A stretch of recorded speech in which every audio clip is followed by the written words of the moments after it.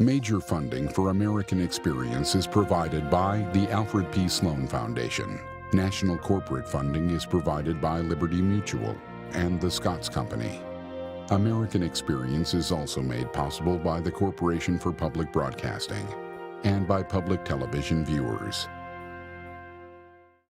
Funding for the re-release of Eyes on the Prize, made possible by the Ford Foundation and the Gilder Foundation.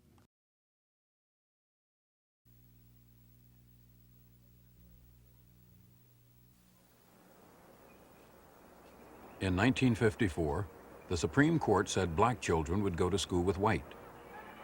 The South said never.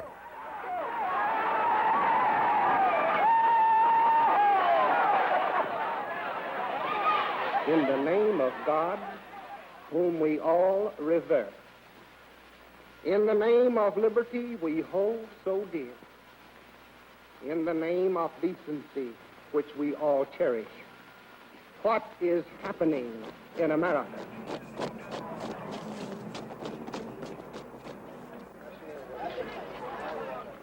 Was this the start of a new civil war?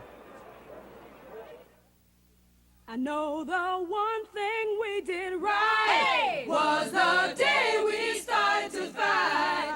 Keep your eyes on the prize. Hold on, hold on. Keep your eyes on the prize. Hold on. Desegregation is against the Bible. I find my scripture for this in Genesis 9:27. Where God did segregate and separate the three sons of Noah, sending one out to be a servant while the other two remained in the tabernacle. I say that God has given nowhere in his Bible any right to men to end the curse that he's placed upon any human flesh. All the people of the South are in favor of segregation. And Supreme Court or no Supreme Court, we are going to maintain segregated schools down in Dixie. It wasn't funny then, it's still not funny. But suddenly we have the 14th Amendment that took 100 years, brought on by the Civil War, suddenly must be complied with. Equal treatment under the law. And that was the resistance. They are not going to get equal treatment. What do you mean? Go to school with my little darling? That is why resistance. In the late 1950s, the battle for civil rights was fought in the classrooms of the South. The Supreme Court had ruled in a case called Brown versus Board of Education that segregated schools were unconstitutional under the 14th Amendment.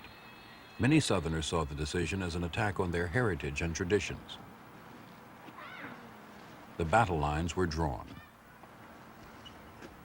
I think we were not really quite prepared for the extent to which the South would resist the implementation of the Brown decision. In fact, the shutting down of the NAACP in Alabama, the resistance evidenced in places like Virginia and Arkansas, the legislative investigations committees in Florida and in other states, really frightened us. And the white resistance could also be violent. In February 1956, a black woman named Autherine Lucy was quietly admitted to the all-white University of Alabama. But the night after she arrived, students and townspeople began a riot.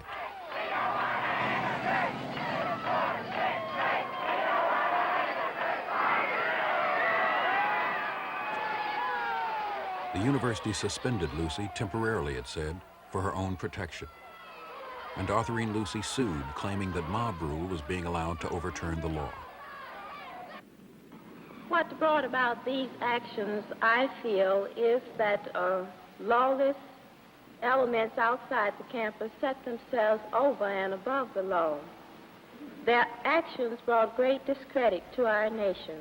The charge has been made, and made by some fairly moderate people, gradualists you might call them, that the NAACP, with General Counsel you are, is moving too far, too fast. That following the decision of the Supreme Court, you would have been well advised to to let things move along gradually for a while, that you can't overthrow the prejudices of 300 years overnight?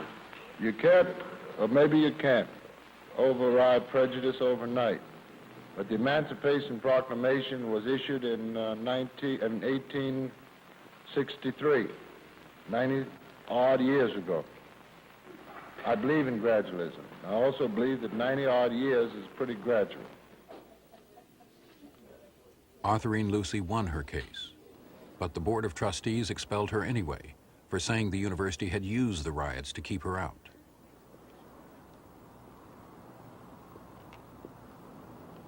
Across the South, the Lucy case gave resisting whites hope.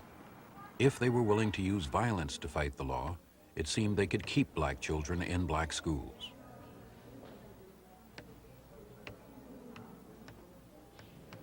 And it seemed the federal government would not step in. After the riots, the president spoke only of extremists on both sides. He worried, like much of the country, about moving too fast on school integration. I personally believe if you try to go too far, too fast in laws in this delicate field that has involved the emotions of so many millions of Americans, you're making a mistake. I believe we've got to have laws that go along with education and understanding.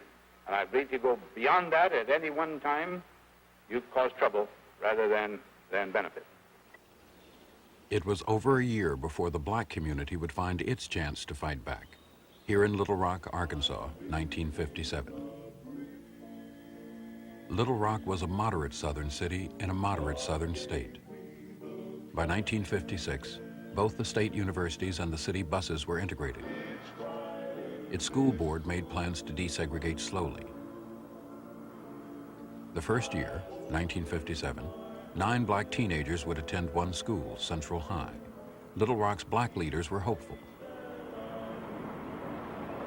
We have a very enlightened group of people in Arkansas. And they have accepted everything else. They accepted bus integration without any fanfare.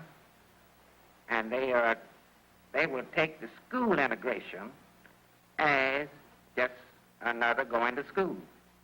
The black children were not getting a chance, and they needed it. They needed it as more than anyone, and we were very strongly in favor of that and could see that integration would improve that.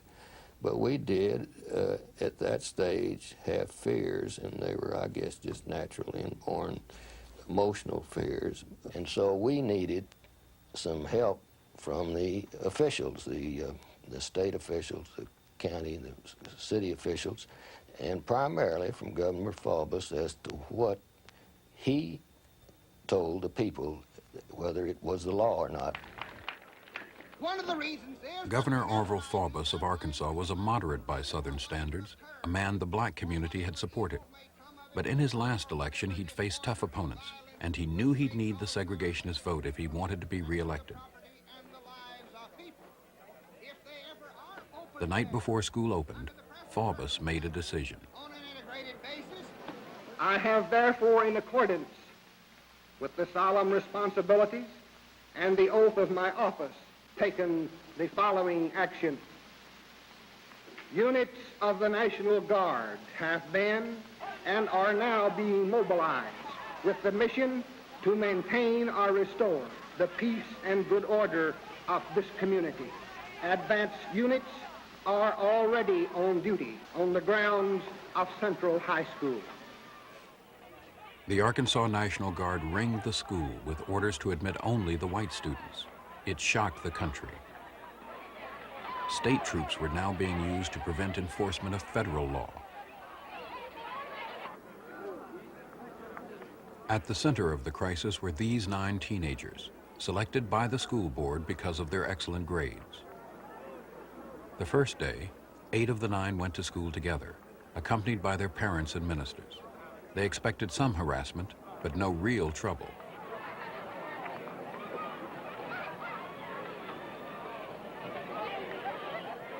You could cut it with a knife, the tension outside the school with these people who had come in from other parts of the state, other states. There were license plates from all other states that were there, people who had come in and were outside our school. The 8 children and the adults with them were turned away by the National Guard.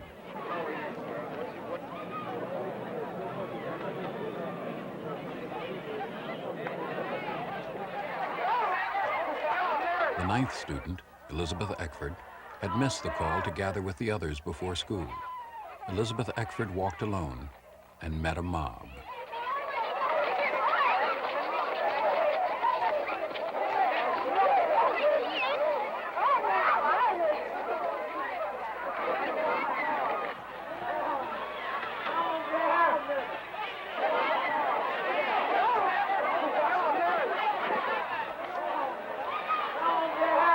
Can you tell me your name, please? Are you going to go to school here at Central High? You don't care to say anything, is that right? This girl here was the first Negro, apparently of high school age, to show up at Central High School the day that a federal court ordered it integrated. She was followed in front of the school by an angry crowd, many of them shouting epithets at her. Well, it has to be the most frightening thing. I mean, because she had a crowd of white people behind her threatening to kill her. She had nobody. I mean, there was not a black face in sight anywhere. Nobody that she could turn to as a friend, except that this woman came out of the crowd and guided her through the mob and onto the bus and got her home safely.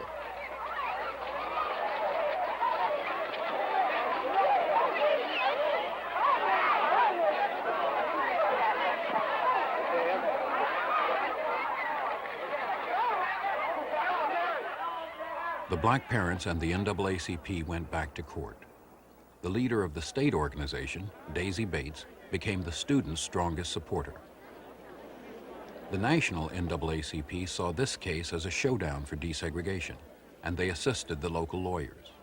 Well, we consider this case important as one of the segregation cases, but in addition to the fact that this one involved the appearance of the National Guard on the scene, and for the first time in any of our cases, it's the action of the governor that eventually will have to be brought into court. Then you see it as a state-federal conflict of authority. Oh, I don't think there's any question about that.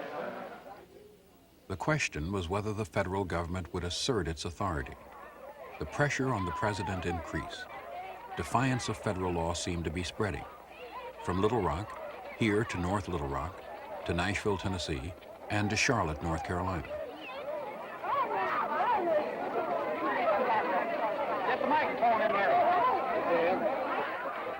Some people blamed Eisenhower for this resistance, saying his lack of leadership on civil rights encouraged the extremists.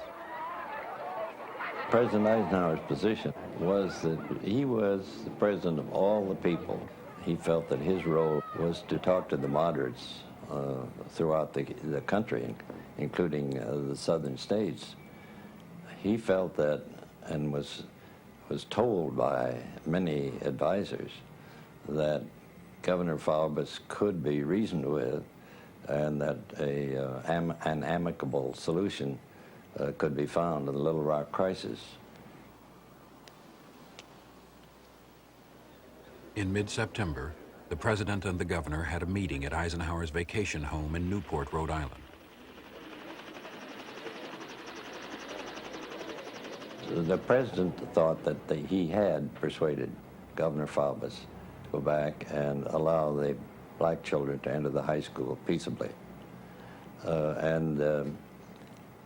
It was quite a surprise to him. He felt let down when Governor Faubus decided against allowing the black children to enter the high school. Eisenhower had convinced Faubus that ultimately the state could not resist federal authority. Faubus changed his tactic. He simply removed the National Guard, leaving only city police, in an explosive situation as the Little Rock Nine entered Central High School. We entered the side of the building, thousands of people out front. And we were entering the side, and I could just get a glimpse of this group. And on the car, I could hear, on the car radio, I could hear that there was a mob. And I knew what a mob meant. And I knew that the sounds that came from the crowd were very angry. So we entered the side of the building very, very fast. We've just got a report here on this end that the students are in. They're trying to turn the camera down that way, Don, down there. You can see from here some of the action occurring down there.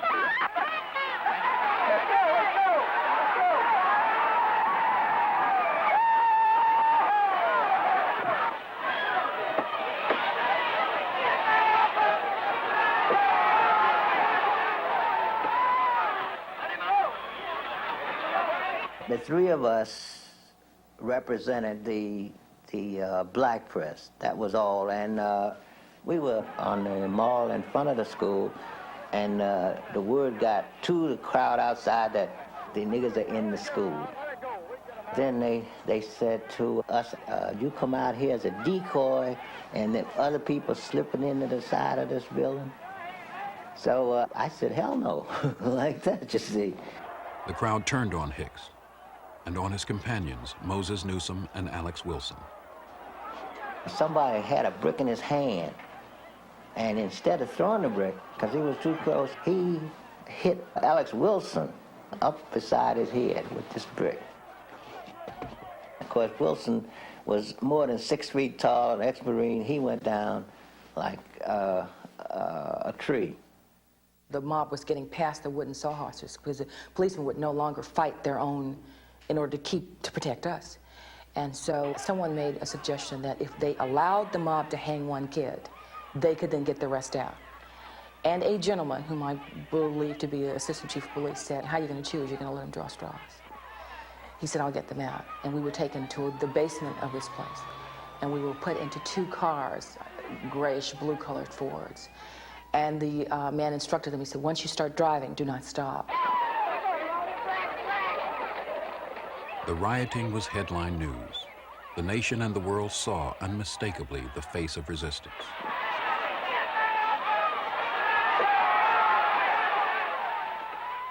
Finally, President Eisenhower realized he had to act, and he did quickly. That night, he sent in the paratroopers of the 101st Airborne Division. An extreme situation has been created in Little Rock.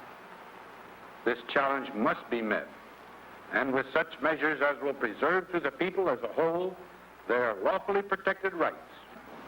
If resistance to the federal court order ceases at once, the further presence of federal troops will be unnecessary, and a blot upon the fair name and high honor of our nation in the world will be removed. Mob rule can not be allowed to override the decisions of our courts.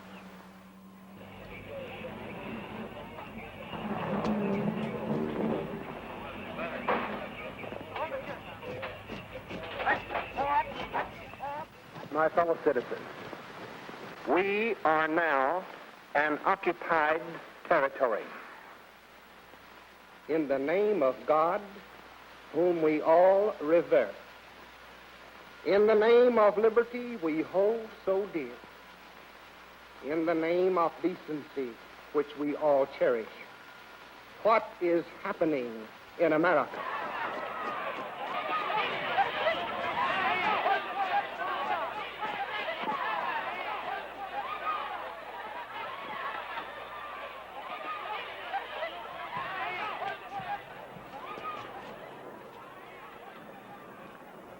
When we got into the Jeep, into the station wagon rather, and the convoy that went from Mrs. Bates' house to the school, it had a Jeep in front, a Jeep behind.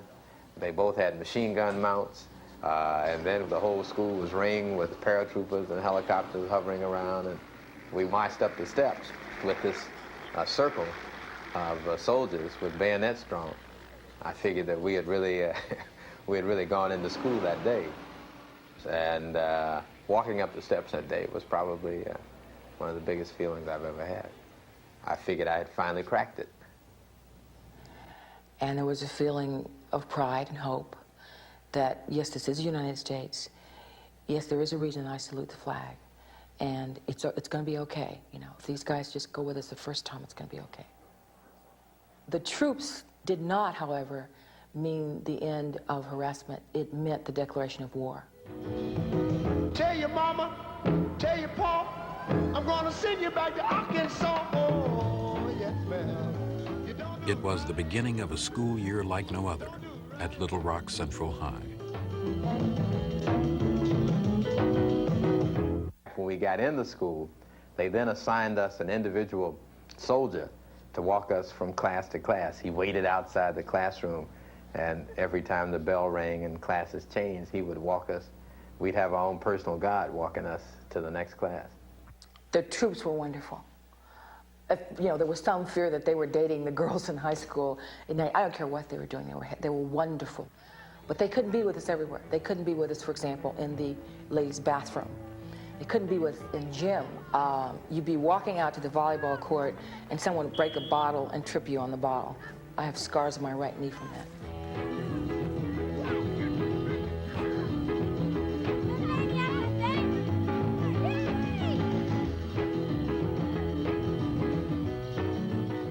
Of course, we couldn't have a normal school, but we had to have as close to normal as possible. And you couldn't follow every student around with a guard into the, the stories were that the male guards were going to the restrooms with the female black students, and you couldn't do things like that, and you couldn't sit with them at the cafeteria. There wouldn't be any integration if you did that. So I'm proud of what we did and what we didn't do. Would you think you could get used to going to school with colored children? Yes, sir, I think so. I mean, if I'm going to have to do it, I might as well get used to it. Well, now, what about this? Do you think that the trouble is with the students here in the high school and in the schools of Little Rock, or is it with the parents, or is it with outsiders, or where is the trouble? I think it's the parents. I mean, I saw, all these crowds out here and men kicking that Negro and everything. And you don't sympathize with that sort of action at all? No, sir, I don't. What do you think? Well, I think it was just downright un-American. I think it was the most terrible thing that has ever been seen in America. I mean, I guess I'm sounding patriotic or something like that, but I always thought that all men were created equal. And I began to change from being somebody who I considered myself a moderate who, if I had my way, would have said, let's don't integrate because it's the state's right to decide, to someone who felt a real sense of compassion for these students and felt like they deserved something that I had. And I also developed a real dislike for the people that were out there that were causing the problems. It was very unsettling to me. I never had anything to do with any until he came here. I mean, they never lived, well, what you'd say, close enough to us, or we just never were around them, really. Isn't that part of what makes it difficult when you live 15 or 17 years of your life and then start doing something different all of a sudden? Well, I think, like if a Spanish or a Chinese person came here, it wouldn't be hard to get along with them. It's just that the Negroes are what you might say more different to us than a Spanish person might be. It's early morning here at 1121 Cross Street in Little Rock, and a new school day is dawning. Melba? Yes, Mother? You'd better hurry. You're going to be late for school. Sure, Mom. As usual, the girl in the family is running a little late. The girl is Melba Patillo, 15 years old. I worried about silly things like keeping my saddle shoes straight. What am I going to wear today? The things that a 15-year-old girl does worry about. But also, which part of the hall to walk in that's the safest? Who's going to hit me with what? Is it going to be hot soup today? Is it going to be so greasy that it ruins the dress my grandmother made for me? I mean, how's this day going to go? And then, you get out and you get to the car, and then we joke. We kind of play with each other. And your stomach would go back into its seat. But then again, we'd get to the head of the NAACP, Daisy Bates' house, and we'd have to face a press conference. Ms. Bates, how do you feel with your work, both with the school authorities, with the city authorities, and with the military authorities, that the situation is developing now? Very well. The military authorities have been very nice to the children, as well as the school board and the city police. By Thanksgiving, the Little Rock Nine had become seasoned veterans, giving sophisticated statements to the press at a dinner held by Mr. and Mrs. Bates. My name is Gloria Ray. I am thankful for having a chance to fulfill my educational desires and for being a citizen in a country where the federal government respects and protects the rights of all its people. My name is Terrence Roberts, and I'm a Seventh-day Adventist. And I would like to say that I know that communists enjoy taking advantage of situations such as these to twist the minds of peoples of the world. But I'm thankful that in America their actions are being foiled through the efforts of many democratic-minded citizens. I'm Minnie Jean Brown. I'm thankful for the many people who have stood by us and worked diligently in our struggle for a perfect democracy. At school, the black teenagers were still being harassed by a few determined whites. Shortly before Christmas, Minnie Jean Brown struck back.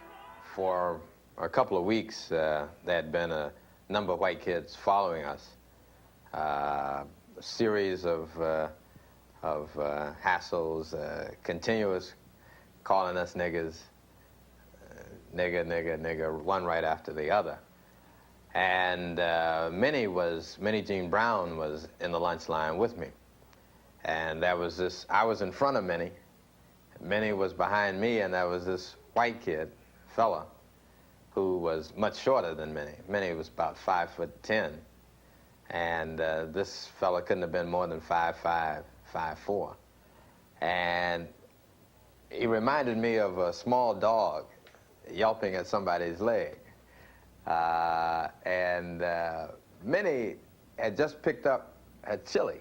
I could just see her little head click. She consciously said to herself, no, Minnie Jean, if you do this, you know you won't be here. But then this was the time of the year when we all didn't want to be there. And before I could even say, you know, Minnie, why don't you tell them to shut up?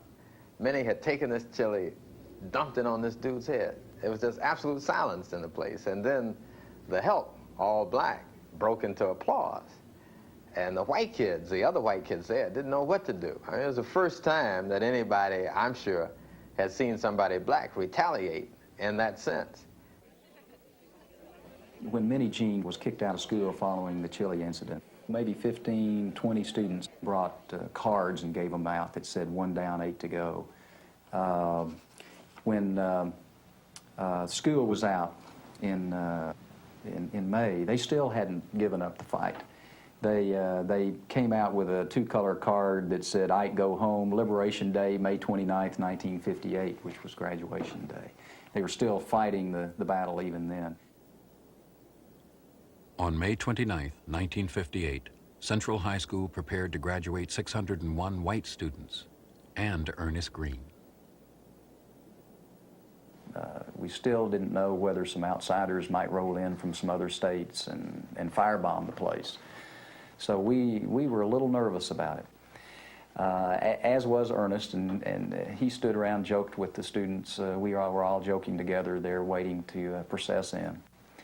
And I do remember that as the students' names are called and they get up and go across the platform and receive their diploma, that I really held my breath when Ernest's name was called. There were a lot of claps for the students. You know, they talked about who had received scholarships, who was an honor student and all that as they called their names up. When they called my name, it was nothing, just the name. And there was this eerie silence. Nobody clapped. But I figured they didn't have to, because after I got that diploma, that was it. I had accomplished what I had come there for. I'm so glad I'm fighting for my rights. Oh, I'm so glad I'm fighting for my rights. I'm so glad I'm fighting for my rights. Singing glory, hallelujah. Ernest, what's it been like this year? It's been what you expected, or? Well, from the beginning, it wasn't quite what we expected, but adding all things together and putting all sides together, I think it's turned out to be, well, I would say an interesting year.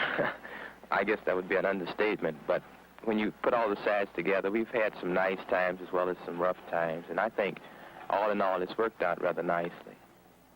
By the time school had ended, I had sort of settled into myself, and I could have gone on for the next 5 years. It didn't matter anymore.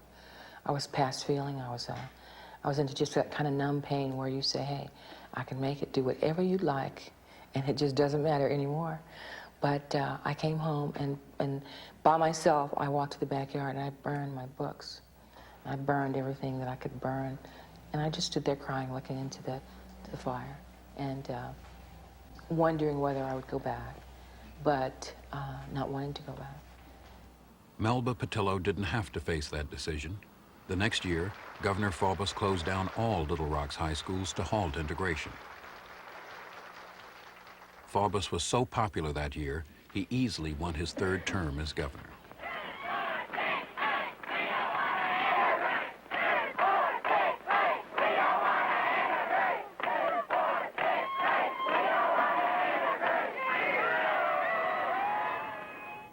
Faubus's tactic was also used in Virginia, where the governor closed down school after school.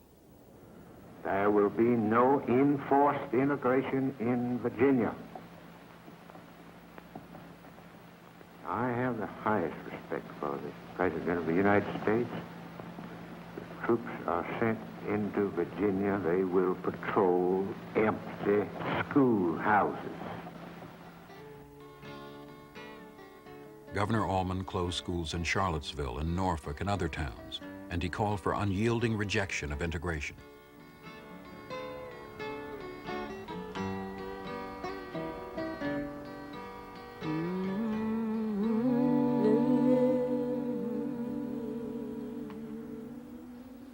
The federal courts were also unyielding, ruling again and again that this resistance was unconstitutional. But while the court cases were fought, the schools stayed closed, and the children, especially the black children, paid the price.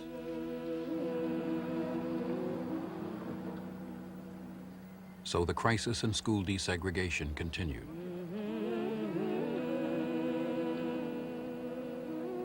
In the fall of 1960 in New Orleans, 4 little black girls were sent to first grade in white schools.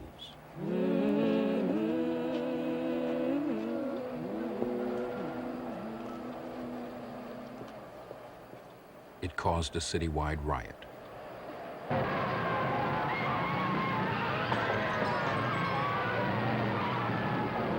This was 6 years after the Supreme Court's ruling, and segregation was still a fact of life across the South. But in those 6 years, desegregation had become a fact of political life. Schools were an issue that touched all Americans, black and white, and national leaders were beginning to recognize that. Can we honestly say that it doesn't affect our security and the fight for peace when Negroes and others are denied their full constitutional rights, when we in this country... This kind of rhetoric raised black hopes that the new president would lead the nation in a new commitment to civil rights.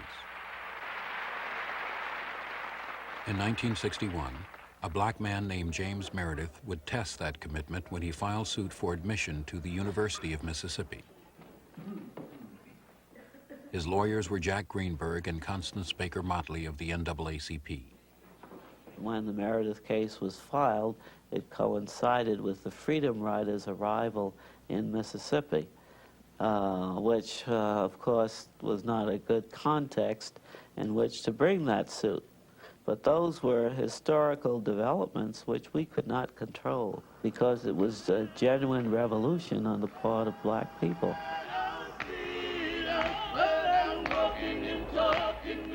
James Meredith called it a new spirit among blacks, as sit-ins and freedom rides spread from other southern states into Mississippi. That spirit was part of Meredith's own readiness to face the struggles he knew were ahead.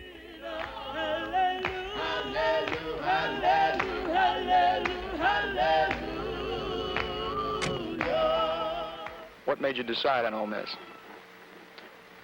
Well, I thought that I should get an education in my own state. And of course, Ole Miss, to my knowledge, is the best university in the state. And also, it's the only school that offers the courses that I'm particularly interested in. Well, you say you were interested in going to the University of Mississippi even as a boy. Were you aware at that time that Negroes did not go to the University of Mississippi? Well, I've been aware for a long time of the so-called place for the Negro. Yes, I've been aware. Therefore, you've wanted to overcome this barrier since you were a boy. That's right. I think that the facade that he would present to the public was one that was somewhat cold, somewhat cocky, but it was necessary to do that in order to protect himself, because after all, he was a human being with feelings, with fear. Friends, I'm a Mississippi segregationist, and I am proud of it. Mississippi, from its governor on down, was the most militant of the segregationist states. It was the home of the Citizens Council, a group formed specifically to defeat integration. In 1955, the Citizens Council had helped crush the first attempts at desegregation in the state by using economic threats and violence. We must eliminate the cowards from our front lines. You did not elect me governor of Mississippi to bargain your heritage away in a smoke-filled hotel room. The governor took a very active role in talking about the threats that the state would make on its blacks who would try to enter the school. It was an effort to instill fear in the hearts of blacks, and it was also an effort, and a very successful one, to arouse fear and a kind of frenzy in the white community to fight back. Myrlie Evers' husband, Medgar Evers, was head of the state NAACP. Evers himself had once tried to integrate Ole Miss, and now he counseled James Meredith. It was a long, hard legal battle. Finally, after 9 months, the district court ruled there was no policy of segregation at Ole Miss. It was so unreal for the Mississippi to argue and for the judge to hold that there was no policy of segregation at the University of Mississippi. Everyone in the state of Mississippi, and I'm sure almost everyone in the entire country, knew that there was segregation in the state of Mississippi. And for the university to assert that there was no segregation, and for the court to find that there was no segregation, was just like a land of fantasia. The Court of Appeals reversed the decision, ruling Ole Miss must accept James Meredith. The question then, as in Little Rock, was who would enforce the order, a question the court asked directly to the president's representative. It was always clear as crystal, and I personally made a commitment, knowing the president would back it up, to the Fifth Circuit sitting en banc, all 9 of them, that whatever force was necessary to make their order effective would be applied. I have made my position in this matter crystal clear. I have said in every county in Mississippi that no school in our state will be integrated when I am your governor. I now call on every public official and every private citizen of our great state to join with me in refusing in every legal and every constitutional way, and every way, every manner available, my friends, to submit to illegal usurpation of power by the Kennedy administration. The conflict was crystal clear, but the politics were not. The president and his advisors were determined Meredith would go to Ole Miss. But Kennedy was also determined to avoid direct involvement, which could cost him key Southern Democratic support. The president wanted a political solution. And caught in the politics was Ole Miss. The Board of Trustees supported Barnett. Most of them did not want to integrate, but they didn't want to see the university shut down because of James Meredith.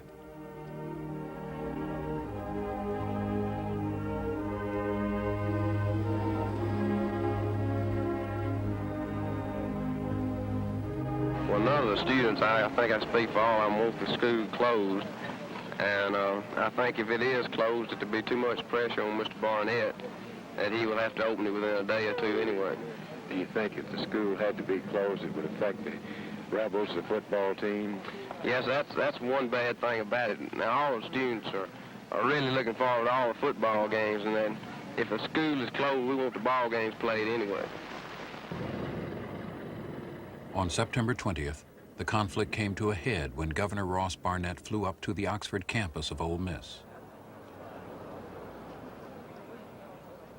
There, in defiance of the federal court order, he personally turned James Meredith away. His actions were legal, he said, based on the pre-Civil War doctrine of interposition. The doctrine is that a state may interpose itself between the national government and some action that is thought to be imposed upon the state or some of its subdivisions by the federal government. The Supremacy Clause, which provides that in case of a conflict between the nation and the states, the law of the nation prevails, makes hash of the doctrine of interposition, and any lawyer worth his salt knows that. And Barnett was a lawyer who made a good living, still making a good living out of the law, and he knew better than that.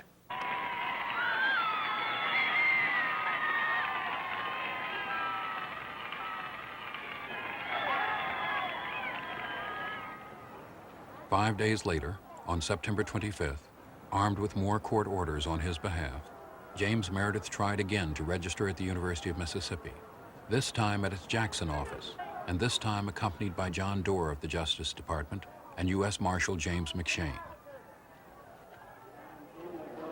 This is Hagen Thompson at the State Office building in Jackson. James Meredith has just arrived in the custody of federal officials and apparently making his way up to the 10th floor to register. And in they go, and we'll switch now in just a moment. The crowd is booing lustily inside the Woolfolk building. Have a crowd of several thousand inside and out.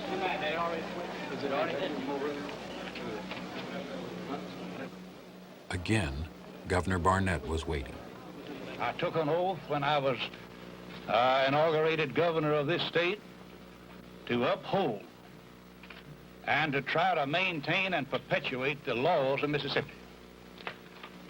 Gentlemen, my conscience is clear. I'm abiding by the Constitution of the United States and the Constitution of Mississippi and the laws of the state of Mississippi.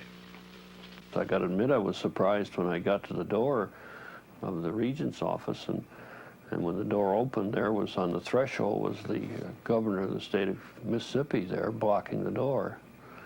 I got to say to you that I didn't anticipate that. And he had a proclamation, and he read it, in which the end line was, I refuse to register you under the authority of the laws of the state of Mississippi. So we left. Once again, a governor's action had created a constitutional test. Now the question was, would President Kennedy use the U.S. Army, as President Eisenhower had? Kennedy was still reluctant. Instead, he tried secret telephone negotiations with Governor Barnett. Well, now, you talk... I just don't understand the situation down here. Well, the only thing is I got my responsibility. This is not my order. I just have to carry it out. So I want to get together and try to do it with you in a way which is the most satisfactory and causes the least chance of damage to people in Mississippi. That's my interest. All right. Would you be willing to wait a while and let the people cool off on the whole thing? Till how long? But you make a statement to the effect, Mr. President, that under the circumstances existing in Mississippi, that there will be bloodshed. You want to protect the life of James Meredith and all other people. And under the circumstances at this time, it just wouldn't be fair to him or others to try to register him. Well, then at what time would it be fair? Well, we could wait. I don't know. It might be in 2 or 3 weeks. It might cool off a little. Well, would you undertake to register him in 2 weeks? Well, now, you know, I can't undertake to register myself, but you all might make some progress that way. Yeah, well, we'd be faced with it. Unless we had your support and assurance, we'd be... I'm going to cooperate. If the federal government had told Governor Barnett, we're coming in and we're going to maintain order and we're going to register Meredith, they would have had my complete respect and cooperation. They didn't do that. And by the same token, the governor was so obsessed with the idea of maintaining our way of life that that was the ultimate objective. And with those two points of view, and with the two political leaders trying to make each other look as good as they could, the situation just got out of hand. The situation in Oxford was becoming very tense as hundreds of people streamed into the area to defend Ole Miss and the Southern way of life. We had reports throughout, not merely the students, but of all kinds of people pouring in cars in order to prevent Meredith from being admitted to Ole Miss. One has to remember also that that was the squirrel hunting season in Mississippi, so there were literally hundreds, thousands of guns. Every pickup truck had a couple of guns in it, so that the situation was really very dangerous.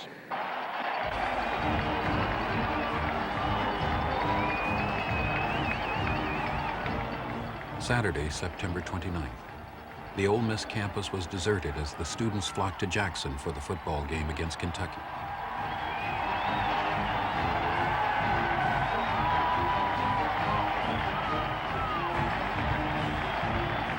The halftime speaker was Governor Ross Barnett.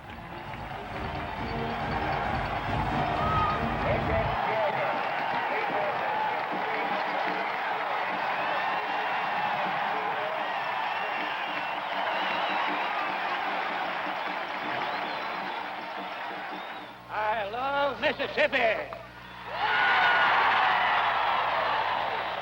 I love her people. I'm a customer. I love and I respect our heritage.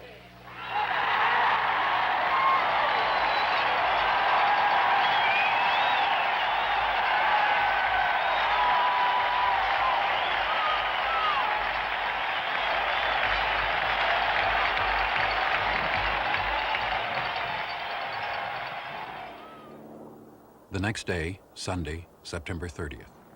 Finally, President Kennedy decided the time had come to enroll James Meredith at Ole Miss.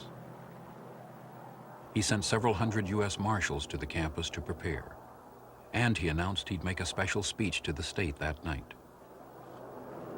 Sunday evening, when I flew down in a government plane to the airstrip of the University of Mississippi, and we had marshals already down there. We had about 400 or 500 marshals sworn in as from the prison guards, from the Border Patrol, from the U.S. Marshal Service, from any other place we could find reasonably trained law enforcement officers. And they were themselves an irritant to the students who were returning from a football weekend. And we had no place to sort of hide the marshals. We were around the Lyceum building, which was the center of the campus, and unbeknownst to us, a sort of a tradition and a place of great honor. Students came, and of course, they saw the marshals. I know I got angry when I saw the marshals. It seemed a betrayal. It made me mad. You know, why are these people here when we haven't done anything? And people who behave themselves, and you know, what is going on? And I caught myself really with some of these feelings. After the marshals had secured their positions, James Meredith was flown into Oxford Airport and driven to a secret location at Ole Miss. The crowds didn't know where he was, but they knew he was on campus. And at 8 o'clock, just as the president went on the air, Ole Miss turned into a battlefield.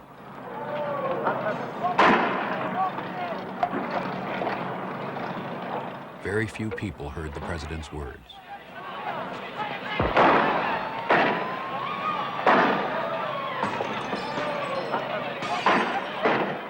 Americans are free and sure to disagree with the law, but not to disobey it.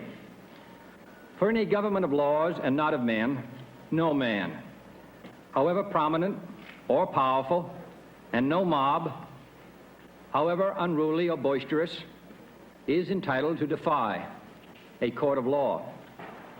The eyes of the nation and all the world are upon you and upon all of us. The marshals were ordered not to use guns against the rioters, who were shooting and throwing Molotov cocktails. And the rioters were targeting the media, smashing cameras and attacking reporters.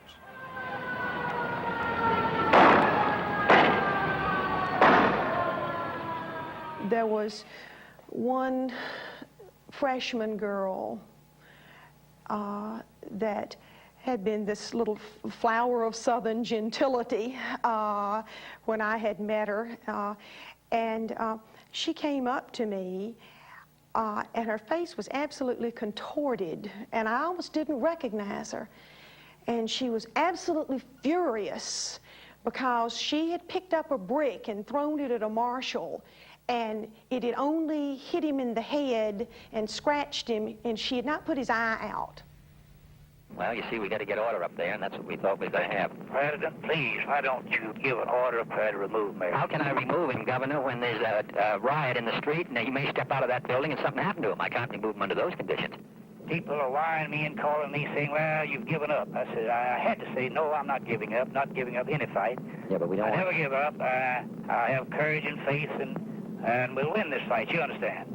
That's just the Mississippi people. Yeah, I understand, but I don't think anybody, even in Mississippi or any place else, wants a lot of people killed. Oh, no. And that's what, Governor, that's the most important thing. I'll issue any statement any time about peace and violence. While the president and the governor argued, the riot worsened. Finally, Katzenbach asked the White House for troops. It took hours for them to arrive, and during the night, 35 marshals were shot, and 2 people, a French journalist and an Oxford worker, were killed. But by dawn, the army had restored order.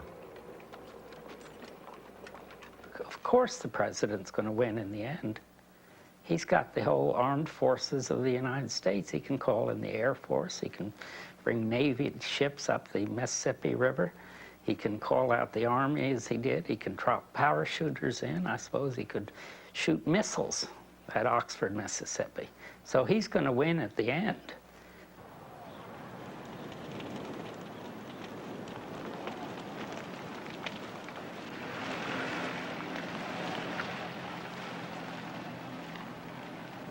I recall driving to the campus, and I guess when I got to the circle was when I really saw the impact of the riot the previous evening. I reported to my office. As I recall it, there weren't very many of the staff there. Many of them were too afraid to come to the campus on Monday. And later, James Meredith came to my private office, and I accommodated the registration there. It wasn't a cause for laughter and champagne, but it was a cause for some relief, and it was the fact that was over with. I mean, in a way, Oxford had become the symbol of massive resistance and the final gasp of the Civil War, if you want to look at it that way.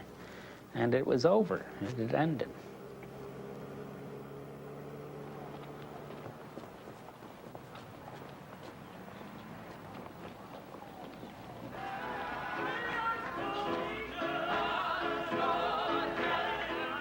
Sir, there's been a great deal of turmoil and conflict. 2 people have been killed. Do you have any feelings of guilt? Have you given that any second thoughts?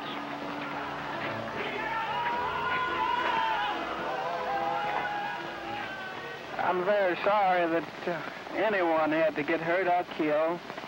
But of course, I think that's an unfair question to me. I don't believe any of you believe that I had anything to do with that. How are you getting along in school, sir? Just fine, just fine. How are the students have you been talking to? Has there been any reaction? No, just acting like students, I suppose. Is this a kind of a lonely life for you, despite all these people around you? I've been living a lonely life a long time.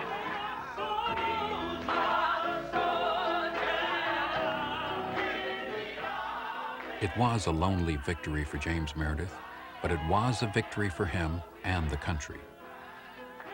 The Constitution had held and been reaffirmed in a major crisis.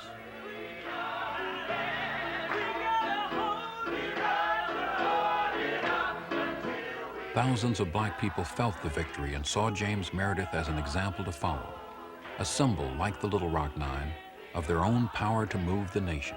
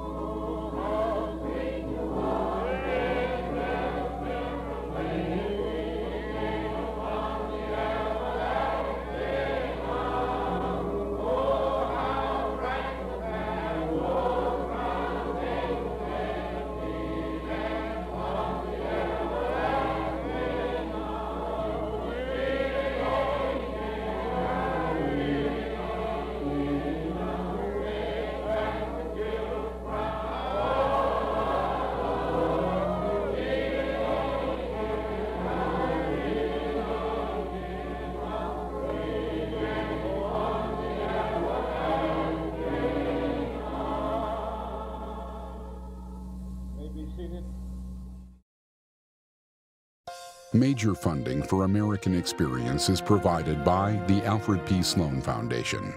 National corporate funding is provided by Liberty Mutual and the Scotts Company. American Experience is also made possible by the Corporation for Public Broadcasting and by public television viewers. Funding for the re-release of Eyes on the Prize, made possible by the Ford Foundation and the Gilder Foundation.